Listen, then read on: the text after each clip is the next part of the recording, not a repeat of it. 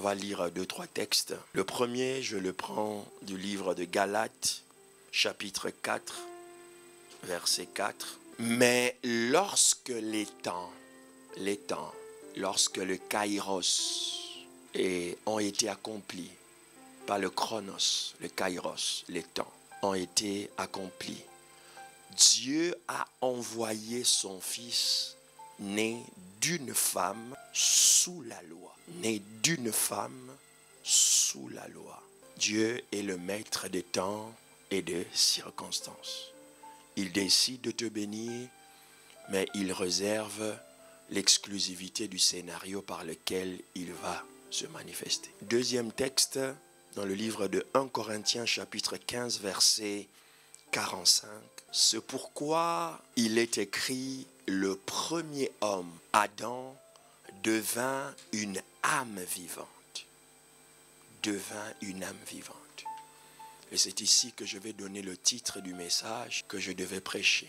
Devenir ce que je suis. Devenir ce que je suis. Le premier homme devint une âme vivante. Le dernier Adam est devenu un esprit vivant. Est devenu un esprit. Devenir ce que je suis.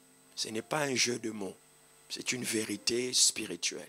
Dans l'éternité, Dieu avait décidé que je sois quelque chose.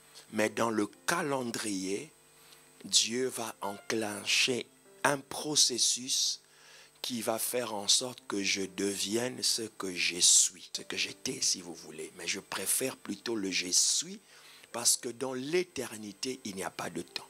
Dieu est alpha, oméga pour que nous puissions le comprendre. Mais en réalité, il n'est ni alpha ni oméga parce qu'il n'a ni commencement ni fin. Mais il est obligé de sortir de l'éternité pour avoir un chronos. On peut commencer à dater en quel moment Dieu est apparu. Mais en réalité, Dieu est. Il est le I am. Je suis. L'éternité, l'absence du temps. Donc, il t'a connu avant que tes parents ne te connaissent. Ou se rencontrent, entre guillemets. Mais lui, il t'avait déjà établi pour devenir quelque chose. Il t'a établi pour devenir. C'est-à-dire, après avoir établi, il va enclencher le processus. En réalité, Dieu ne commence pas au début. Dieu commence à la fin. Il commence à la fin. Et il rentre. Viens, jeune homme, je vais illustrer mon propos avec toi. En réalité, Dieu veut l'amener. Comment tu t'appelles encore? Eddie. Dieu veut, je vais me permettre d'utiliser cette chaise pour illustrer. Dieu veut emmener Élie en cette chaise-là. C'est là où il a établi. C'est là où il veut qu'il travaille. C'est là où il veut qu'il fonctionne. Dans la grâce, dans la bénédiction et tout ce qui en suit.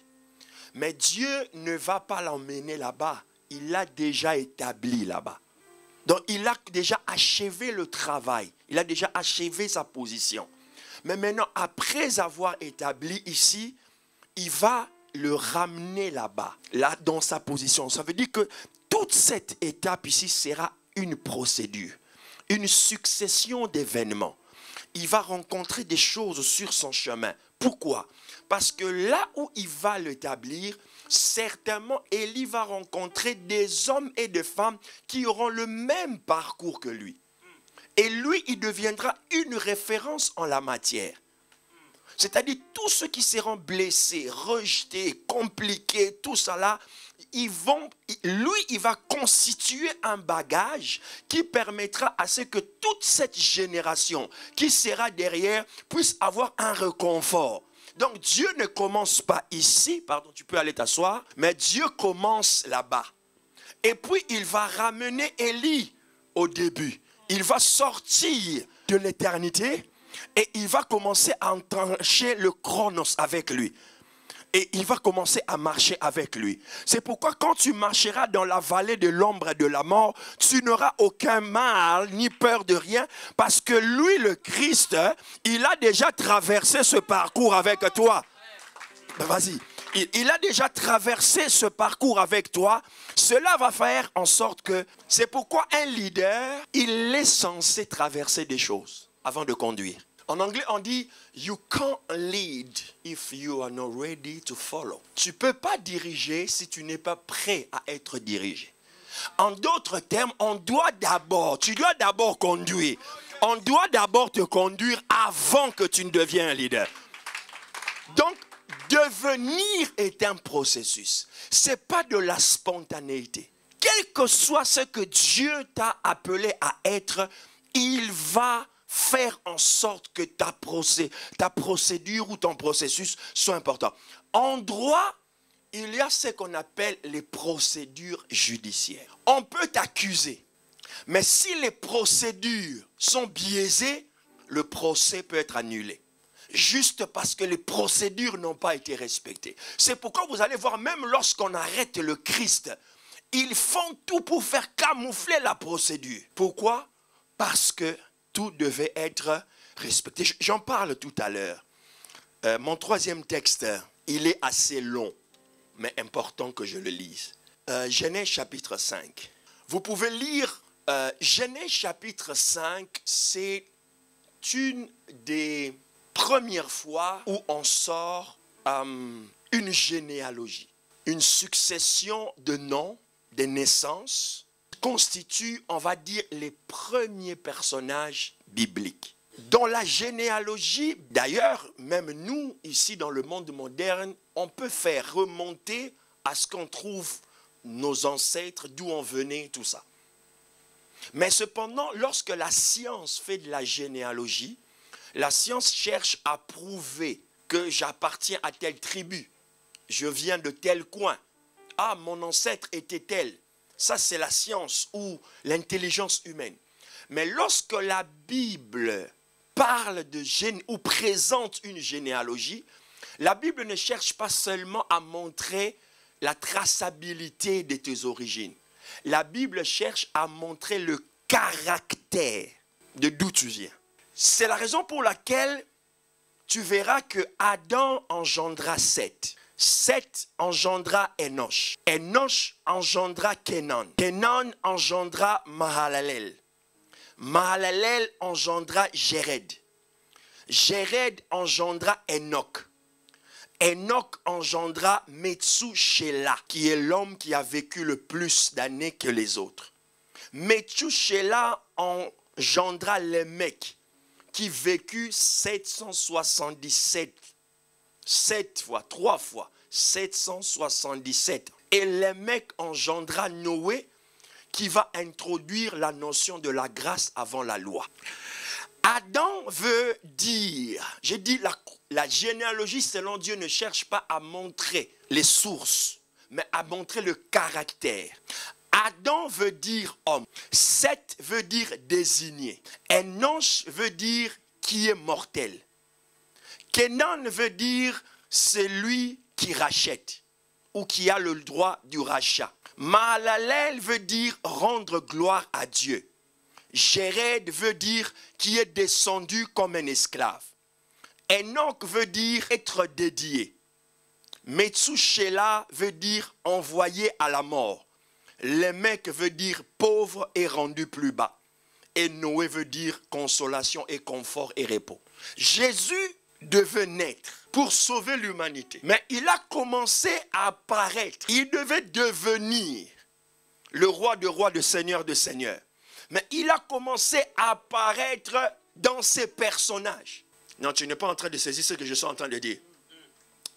Il voulait déjà que son ombre puisse apparaître, qu'il y ait déjà des présages avant que lui, il n'apparaisse. C'est pourquoi dans chacun de ces personnes citées, on trouve une portion du Christ.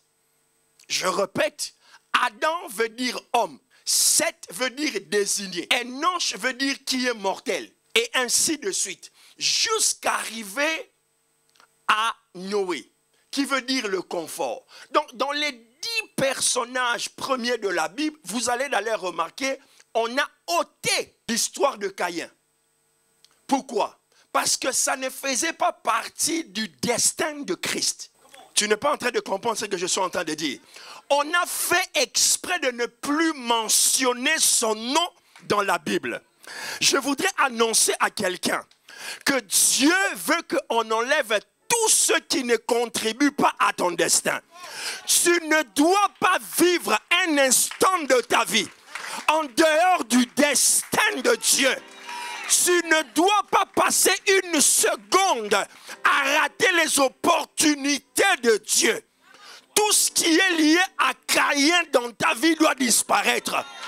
On ne doit parler que de la généalogie qui constitue ton destin. Avant de lire Genèse 5, j'aurais dû dire la prophétie a été faite. Lorsque Satan commet la forfaiture, il influence Ève et Adam. Mais quand je remonte encore, je vois que Dieu est la source du droit. La source de toute chose est la source du droit. Dieu il place Adam et Ève dans le jardin. Il applique le principe de nul est censé ignorer la loi. Il leur dit, vous mangerez tous les fruits, mais sauf celui-là. Dieu ne peut pas te placer dans un environnement sans qu'il t'en donne le mode de fonctionnement. Il est la source du droit. Nul n'est censé ignorer la loi. Si tu es arrêté par une infraction, tu ne peux pas dire que tu ne savais pas. Parce que l'infraction n'est que les résultats d'une loi. C'est parce qu'on a prévu quelque chose que cette loi-là existe.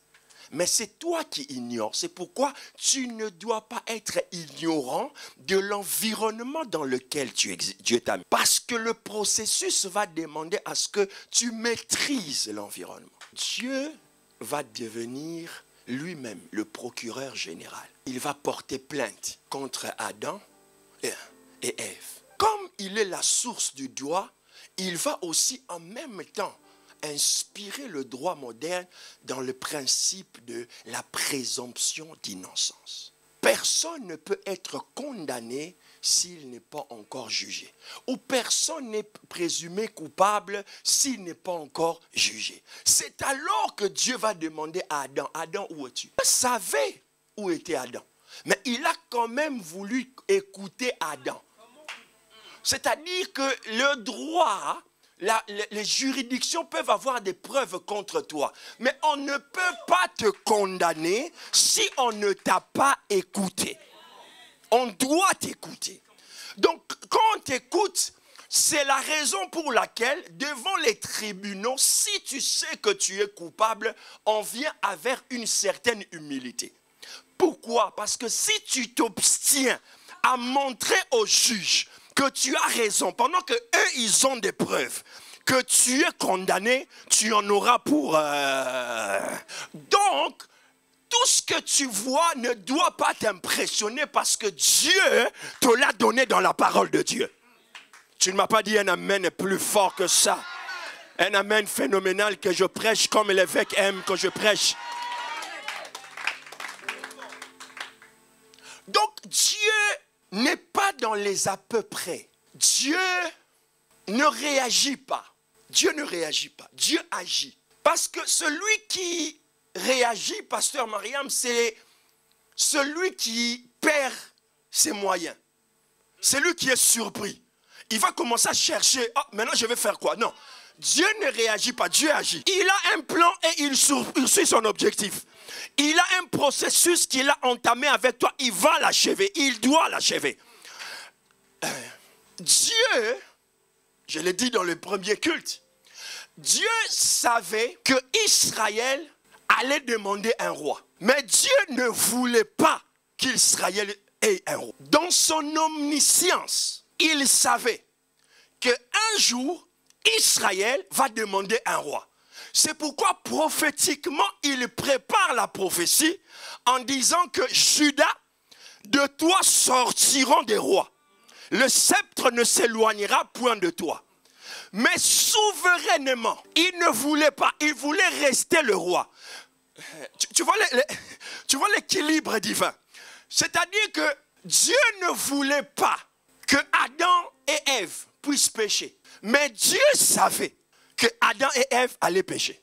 C'est la raison pour laquelle il a préparé l'agneau qui était immolé avant, tu n'es pas en train de réagir comme un citoyen de Méas. Dieu savait, mais il ne voulait pas. C'est-à-dire, c'est ça l'immuabilité de Dieu. L'équilibre parfait. Donc, dans son omniscience, il sait tout. Et dans son omnipotence, il prévoit tout. Donc, tu ne peux pas échapper à son plan. Son plan, il est parfaitement parfait. Tu ne peux pas. C'est-à-dire, même dans ton échec, il va tirer gloire. Même dans ta faiblesse, il va tirer la force. C'est pourquoi même lorsque tu as commis une erreur, ne cours pas loin de Dieu. Cours toujours vers Dieu.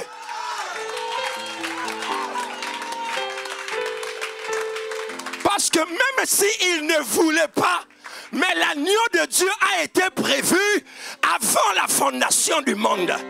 Il a prévu. Il devint. Donc il devait devenir. Mais il a commencé à montrer des signaux. Envoyer des signaux. Je suis déjà dans Noé. Je suis déjà dans Methushalem. Je suis déjà pareil. Vous voyez, il faut avoir des systématiques. Tu n'es pas là, mais tu es là. Il faut avoir des senteurs de parfum. Quand tu passes, on lui dit, c'est lui qui est passé ici. Il faut avoir des traces. La science de la traçologie.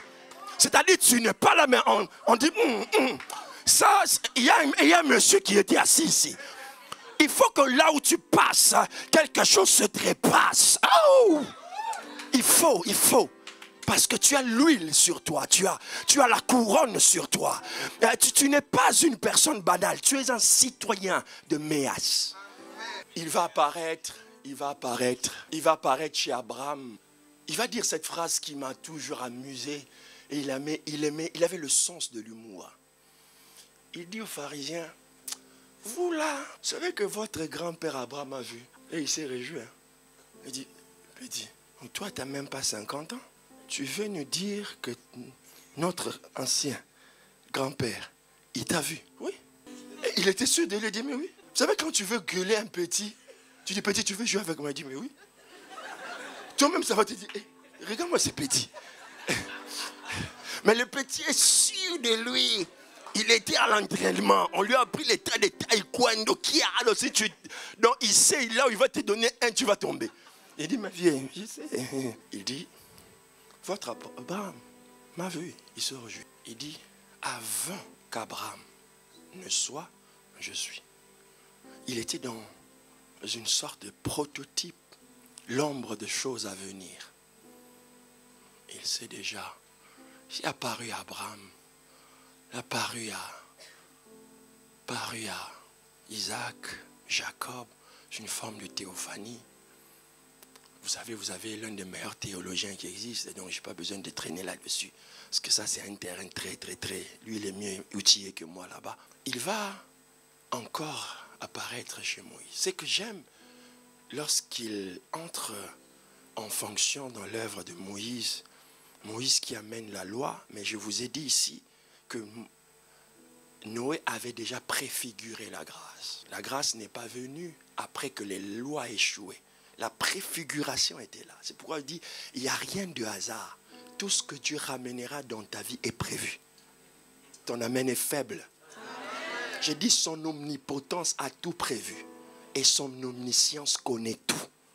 Il connaît les kairos, le temps où il va ramener cela. Lorsqu'il entre chez Moïse, il sait que Moïse vient de libérer des esclaves. Et le problème des esclaves, avec autant de force et de volonté qu'ils ont, ils n'ont pas la loi. Ça veut dire qu'un peuple aussi talentueux, aussi fort, mais s'ils ne sont pas légiférés, s'ils ne sont pas organisés autour d'une société, c'est mort. Il faut ramener la loi pour mettre tous ces gens-là d'accord sous un leadership. Il introduit la notion de la loi. C'est pourquoi moi, je ne suis pas impressionné par les talents. Je suis impressionné par l'ordre. C'est l'ordre, ce n'est pas les talents. Les talents, tu les trouves dans les coins de rue, partout tu en trouves. Mais l'ordre dans lequel les hommes les plus forts, ce sont les hommes les plus structurés. Parce que ce peuple sort du désert, ils ont un grand Dieu, mais ils n'ont pas un peuple organisé. Et Dieu dit à Moïse, je veux que tu légifères. Tu amènes la loi mosaïque et la loi lévitique qui va organiser et la société et le sacerdoce. Et lorsqu'il introduit la loi lévitique, il dit, à part ça, je vais introduire la notion de l'onction. J'introduis la notion de l'onction. Tu vas mettre ton frère et ses enfants à côté et je vais les oindre afin qu'ils servent Dieu, afin qu'ils soient dédiés à la sacrificature. Et lorsqu'il introduit la notion de l'onction, il avait vu que Moïse avait fait des exploits. Il a dit, je veux diversifier l'onction. Parce qu'un pays prospère, ce n'est pas un pays qui a une économie à une seule, un seul format. Il faut diversifier l'appareil économique. Il va prendre l'onction qui était dans le sacerdoce, il va l'introduire chez Betsalel. Betsalel, c'est le savant. Il va prendre comment on fait l'or, comment on dresse les habits des sacrificateurs. Vous voyez, le problème qu'on voit dans les églises, certaines églises, ils se sont arrêtés à l'onction fait tomber les gens. L'onction qui chasse les démons. Non, l'onction doit entrer dans la gestion. Je disais à un homme récemment, j'ai dit, il faut respecter les gens. Pourquoi? Parce que j'en connais pas beaucoup dans notre génération, surtout pas en Occident, des églises qui font payer les gens, qui ont engagé des gens, des salariés. Donc, il faut apprendre à respecter ce temps. Bon, vous avez raté, vous savez de qui je parlais. J'ai dit, respectez les gens. Je sais ce que c'est l'Europe, je sais les charges sociales. Et lorsque tu vois un ministère, une église en Europe, prendre en charge ces genres de choses, ça veut dire que dans le monde de la gestion, de l'onction, ils ont atteint un niveau. Donc il ne faut pas faut comprendre, lire entre les lignes. Donc Dieu a diversifié l'onction. Et après, j'en passe. Lorsqu'il apparaît chez David, c'est excellent parce qu'il va revenir sur ce que je disais ici. Il fait en sorte que David récupère la royauté qui était promue à Juda. La Bible dit que David, lorsqu'il vient devant le champ de bataille, en fait, David n'est pas intéressé par la royauté. Parce qu'il pose la question. Il dit, qu'est-ce qu'on fera à celui qui va gagner? Qu'est-ce qu'on fera? On lui donnera la fille du roi. David, c'est son motif. Ce n'est pas la couronne. C'est pas la couronne. Mais il ne savait pas qu'en entrant dans l'innocence de son acte, il était en train de faire quelque chose qui allait ramener la royauté qui avait échappé à la tribu de Juda. Parce que pour la première fois qu'on oigne un roi, on va le oindre dans la tribu de Benjamin. C'était comme une erreur prophétique. Vous savez, il y a des saisons. Tu sais que ce que tu vis, ce n'est pas ce que tu devais vivre. Tu as l'impression que ce que tu es, c'est le contraire de ce que Dieu t'a dit. Tu vois qu'avec tous les talents que tu as, toute la grâce que tu as, tu ne comprends pas comment lui... Tu comprends pas comment... Tu dis, Seigneur, mais quand même, je sais qui je suis quand même. Mais comment est-ce que la couronne est chez les Benjamins? Et innocemment, David, lorsqu'il entre, sa bataille n'est pas sa bataille. C'est pour ramener la royauté dans Juda. C'est pourquoi certaines batailles, tu ne dois pas les abandonner. Parce qu'elles sont porteuses de victoire de ta descendance. Je disais, certaines batailles, c'est toi qui dois les remporter. Si tu lâches, ta descendance va se retrouver dans le même truc. Je parle et je prophétise que quelqu'un gagne la bataille financière de sa descendance. Que des générations futures de ta descendance ne soient pas pauvres comme tes anciens parents, comme tes ex-parents. Non. C'est comme ça, je vous passe les prophètes majeurs et tout ce que vous voulez. Lorsque les temps ont été accomplis, Dieu envoya. Lorsque les temps, quel temps? Quel chronos? Rappelez-vous de la prophétie de Daniel, ou l'interprétation du songe que Daniel va donner. Le roi qui a vu la statue avec 4 empires qui vont se succéder, l'empire babylonien, médo-perse, grec et romain. Et Dieu va décider que le Christ naquit pas sous l'empire babylonien, médo-perse, grec, mais romain. Ce n'est pas anodin. Ce n'est pas par hasard. Le vocabulaire du hasard n'existe pas dans le plan de Dieu. Tu as prévu que cela arrive sous la domination romaine. Pourquoi? Je vais vous donner quelques éléments. Les Romains vont développer 3 ou 4 choses importantes. Premièrement, ils vont développer l'administration.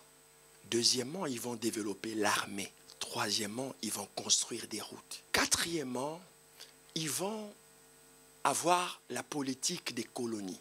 Ils vont chercher à conquérir des territoires, pas pour mettre ces gens-là sous l'esclavage, mais pour les développer. Les Romains voulaient que partout où ils sont, que cet endroit devienne comme Rome. C'est le seul peuple de cette période antique qui avait la politique de coloniser un territoire et de le rendre comme Rome. C'est de là que vient l'expression « tout chemin mène à Rome ». Parce qu'ils voulaient que les gens là. Alors, Dieu va se servir de tout ce que les Romains ont créé parce que leur manière de fonctionner va créer l'environnement propice pour la naissance de Jésus. Parce que Jésus doit dire un jour dans sa prière, lorsque vous priez, dites notre Père qui es aux cieux, que ton nom soit sanctifié, que ton règne vienne, que ta volonté soit faite sur la terre comme au ciel. Cela voulait dire que là où je suis, ça doit être mon ciel. Ton amen est faible. Parce que cette idée avait émergé dans les contemporains qui vivaient soit à Rome, soit dans les capitales conquises par l'administration romaine. Qu'est-ce que je veux dire par là? Je veux dire ceci. Tout ce que le diable va créer, va inventer, va faire, sache que l'omnipotence de Dieu va l'utiliser pour la cause de ton destin. Donc, il n'y a rien que Satan va faire qui va étonner Dieu. Parce que même si Dieu n'est pas d'accord avec ça, mais Dieu sait qu'il va le faire. Ah, tu saisis pas ce que je dis. Même si Dieu n'aime pas ces choses qui se font, mais Dieu va utiliser ces choses pour manifester sa gloire. C'est alors que Dieu va utiliser l'administration romaine. Pourquoi? Parce qu'ils vont bâtir des routes. Et les routes vont favoriser l'évangélisation. Les voyages seront plus rapides. Les missions de Paul vont être plus rapides à cause de la création des routes. Évêque, on ne se rend pas compte quand on lit la Bible. On dit, prenez vos Bibles dans le livre des Éphésiens. Prenez vos Bibles dans le livre de Romains, dans le livre des Thessaloniciens. Mais en réalité, ces livres n'étaient pas des livres, c'était des lettres. Ce n'étaient pas des livres, c'était des lettres que Paul écrivait. Et Paul les envoyait parce qu'il y avait des routes. Et il y avait des hommes, ce n'est pas Paul lui-même qui écrivait, il avait autour de lui quelques personnes qui écrivaient. Et pour envoyer des lettres, les acheminer, il fallait une administration. Il fallait que la lettre quitte là où Paul est et arrive à une boîte aux lettres ou à un endroit. Et qui a fait cela? C'était les Romains. Il y a quelque chose en toi que tu dois écrire. Dieu va, comment on dit, il va établir les situations ou les choses qui sont dans notre... C'est pourquoi je crois que certains d'entre vous ne doivent pas venir des prédicateurs ici. Tu dois être un avocat puissant. Tu dois être un gestionnaire puissant. Tu dois être un médecin puissant. Avec un cabinet dentaire puissant. C'est pourquoi je suis en train de challenger nos familles pour que vous ne soyez pas seulement bons à devenir des youtubeurs, des tiktokers, des blogueurs. J'ai rien contre ces formations, mais ça me lasse. Tous nos enfants ne doivent pas faire que le cosmétique, maquillage. Non, non, non. Je veux voir nos enfants dans l'aéronautique. Ah, je veux que des jeunes filles commencent à rêver à être astronautes. Ça doit te lasser. Tous nos enfants ne doivent pas chercher à devenir des footballeurs. Non. Non. C'est pourquoi tu vas... You gotta set up the dream of your children. De mettre les rêves de tes enfants. Tu les amènes dans un centre spatial. Parce que pour faire naître des rêves dans le cœur des enfants, il ne suffit pas de parler. Il faut les emmener dans ces endroits-là. 2022, change l'atmosphère de ta propre maison. Change les endroits où tu vas passer le week-end. Donne-moi un amen phénoménal. I want to preach as I want. I want to release the word of God as I want. I want to speak the word of God as I want. Que Méas produise des filles qui sont chefs de cabinet. J'ai dit chefs de cabinet. Des filles qui vont diriger 50 hommes, 100 hommes.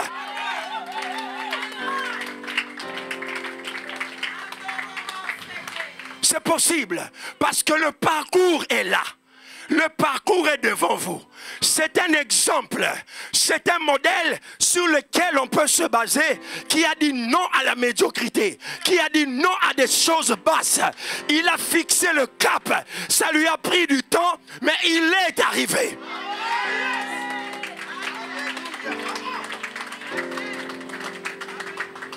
Refuse qu'on te mette dans un box. You are not a number. You are not a statistic. You are the son of the Most High God. Tu n'es pas un nombre. Tu n'es pas une statistique. Tout ce que Dieu, Satan va créer, le numérique, devient un patron, un businessman fort. Que tu te retrouves avec 5, 6, 10, 8 appartements. Tu ne travailles plus. Et tu gères à distance à travers ton téléphone. Tu es quelque part au Bahamas, tu dis, ting, tu cliques, 1 million, ça va, mais ton, ça entre dans les comptes. Non, tu...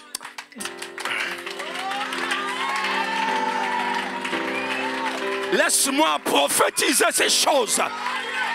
Où sont les jeunes de cette église? Où sont les jeunes filles de cette église? Tu ne devras pas faire comme ta mère. Tu ne devras pas vivre comme ta tante. Tu ne devras pas être comme ton père.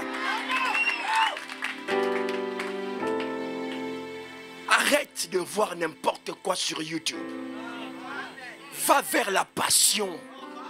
La chose qui te passionne. Arrête de voir tout le temps des jeunes gens en train de danser avec des pantalons. Va regarder la biographie des grands hommes. Si tu es passionné de politique, va voir, regarde, cumule, regarde. Sature ton esprit de la réussite de ces gens-là. Connais-le par cœur. Connais-le par cœur. Passionne-toi pour les choses que Dieu t'a appelé à être, à devenir. Le processus demande ta responsabilité. Ne reste pas là. Oh non. Et Jésus va naître. Il va naître. Je suis une femme née sous la loi. Il va naître. Parce que la prophétie l'avait prévu. Genèse 3,15 avait dit la postérité de la femme. Pas la postérité de l'homme. La postérité de la femme. La postérité de la femme. Parce qu'en principe, dans la Bible, on ne parle que souvent de la postérité de l'homme. Mais dans le cas de Jésus, ce n'était pas la postérité de la... Tu n'es pas en train de saisir. Parce que Dieu devait préserver l'environnement de Marie. Il devait préserver l'environnement parce que la naissance du Christ est parmi les thématiques les plus importantes de la doctrine. C'est-à-dire qu'il y a des choses, Dieu ne permettra à personne de mettre sa main là-dessus pour que lui seul tire la gloire. Ah, tu n'as pas compris ce que je suis en train de dire. Il ne faudrait pas qu'à un certain moment, ce que Dieu veut faire, que quelqu'un dise c'est grâce à moi. Dieu lui-même a dit, c'est pourquoi il a dit la postérité de la femme, c'est-à-dire exclusivement. Je prie pour que ton exclusivité ne soit pas touchée. L'exclusivité que Dieu a dans ton processus. C'est pourquoi, même quand tu pleures, pleure mais avance quand même. Même quand ça fait mal mais avance quand même. Même quand tu es déçu, sois déçu mais avance quand même. Dieu est dans cette déception. Ah, tu n'as pas compris. Même si tu es broken heart, ton cœur est brisé, Dieu dit mon cœur est brisé, mais j'avance quand même. Come on somebody, donne-moi un amen bien. Même si tu as fait mal, j'avance quand même. Je ne comprends pas, mais j'avance. Parce que Dieu tire gloire dans ce que je fais là. Il va naître. La Bible dit sous la loi. Dieu décide que son fils naisse sous la loi et la grâce. Il n'avait pas besoin de naître sous la grâce. Parce que s'il n'était né sous la grâce qu'il avait amenée n'allait pas voir.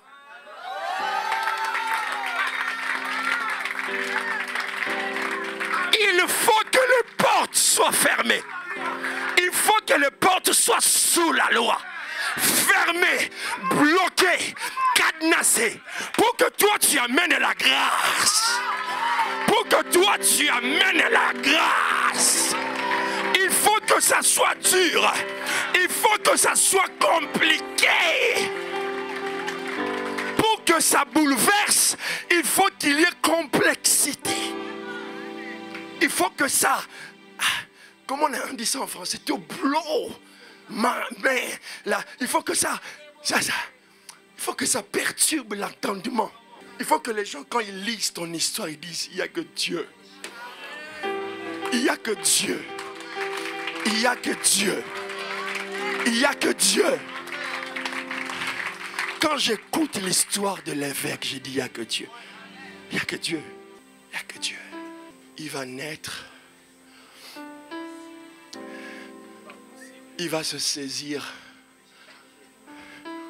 Il va se saisir. Il va entrer dans une autre phase. Il a fait tout le parcours avec les patriarches. Mais il avait une idée que l'évangile dépasse les coins de Jérusalem. Que ça aille aux nations de la terre. Alors il a fait l'introspection des milieux judaïques. Il a vu qu'il y avait un jeune homme là, qu'on appelle Saul de Tarse. Très intelligent, mais il était de la tribu de Benjamin. Rappelez-vous encore la jonction de David. Il a dit, celui-là, il faut que je l'intègre. Il avait le plan que l'évangile. C'est pourquoi tu dois toujours savoir que tout ce que Dieu fait, Dieu te donne. Dieu a une idée derrière. Excusez-moi. Dieu a une idée derrière. Il va aller prendre Paul. Parce qu'il savait que Pierre, il est très juif. Il va se contenter de ces petites tribus juives. Il va dire que toi, tu vas aller chez les juifs. Tu es très confortable avec. Mais ces petits-là, Paul, il est très courageux. Lui, je dois l'envoyer dans les nations. Mais ce qui favorise encore, quand il prend Paul, c'est que Paul a la nationalité romaine. Je voulais te faire un clin d'œil. Tu as compris, hein? Je voulais juste te dire ça. Paul aussi a la nationalité romaine. C'est pas anodin. Tout est calculé. Le plan de Dieu parfait. Il a quitté Noé jusqu'à Paul. Parce qu'il savait que les Romains avaient placé l'environnement propice à ce que lui voulait. Tu es le plan parfait de Dieu. Quelles que soient les erreurs, les défauts, les difficultés, Dieu te voit comme une pièce maîtresse dans le plan. Devenir ce que je suis. Qui es-tu? Qui es-tu déterminera le genre de processus que Dieu va engager. Si tu es une petite tente qu'on doit construire pour un campement, un petit camping des scouts, ça ne demande pas beaucoup de travaux. Hein. On amène quelques outils, on plante, campement. Mais si tu es un immeuble, on commence à creuser. il y a des bulldozers. On annonce un panneau d'abord. On dit aux gens ici sera érigé un immeuble. Mais les gens ne voient rien pendant des jours, des années, des mois. Les gens ne voient rien. D'ailleurs, on érige des bâches comme ça pour que les gens ne voient pas ce qui se passe à l'intérieur. C'est-à-dire, Dieu va travailler avec toi dans l'anonymat. Aïe. Tu n'es pas en train de comprendre. Pour construire, pour mettre une tente, on n'a pas besoin de tout ça, c'est vite fait. C'est pourquoi lorsque tu vois des gens passer, dépasser, des vite fait, tu ne dois pas te dire que moi, à quand? Ne dis pas ça, ne dis plus ça. Toi, tu n'es pas une petite tente, tu es un gratte-ciel. Ça demande beaucoup pour bâtir un gratte-ciel. Le processus n'est pas le même.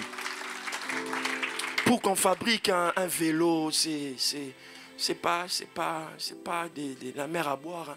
On rassemble quelques outils, tac, tac, tac. Mais pour qu'on construise une voiture de course, ça demande de l'expertise. Ça demande des équipes qui vont être là. Chaque pièce sera étudiée minutieusement. Parce que le processus de devenir une voiture de course n'est pas le même processus pour faire un vélo. Tu n'es pas en train de me comprendre. Tu n'es pas de l'autre église de Tanzanie ou du Zimbabwe. Tu es de Méas. Ça va te prendre le temps de devenir prédicateur. Ça va te prendre le temps de devenir pasteur. Ça va te prendre le temps de devenir chef de département. Mais c'est la procédure méassienne. Tu n'as pas compris que je suis en train d'écrire des mots qui seront inscrits dans l'encyclopédie de Méas. Tu n'es pas en train... Ça ne se passe pas comme ça chez nous. On est une grande nation. On n'est pas comme les autres. Vous savez, la Suisse, hein, j'ai eu le moment de vivre un peu là-bas. C'est un petit pays, mais c'est un petit pays qui influence beaucoup de pays. Pourquoi? À cause de leurs choses qu'ils ont développées. L'instruction bancaire, les secrets bancaires. Tous les grands fortunés ont un compte en Suisse. Je ne sais pas comment ils ont fait, mais ils ont convaincu le monde que chacun devait avoir un compte là-bas. Ils ne fabriquent pas des voitures, les Suisses. Ils ne fabriquent pas des missiles. Mais ils fabriquent des choses qui donnent des valeurs aux gens. Tu n'as pas compris que tu dois comprendre l'ADN de Méas. Tu es en train de me regarder comme si j'étais un étranger. Non, non, non. Tu dois t'imprégner de l'ADN de Méas. Tu dois absorber, tu dois accepter le processus. Assis-toi là et fais. Regarde-moi faire. Tu ne dois pas prêcher par les choses que tu entends à l'extérieur. Paul a dit, soyez mes imitateurs, comme je le suis de Christ. Imite la posture, imite la démarche, imite la gestion. Parce que dans l'imitation, tu fais la duplication.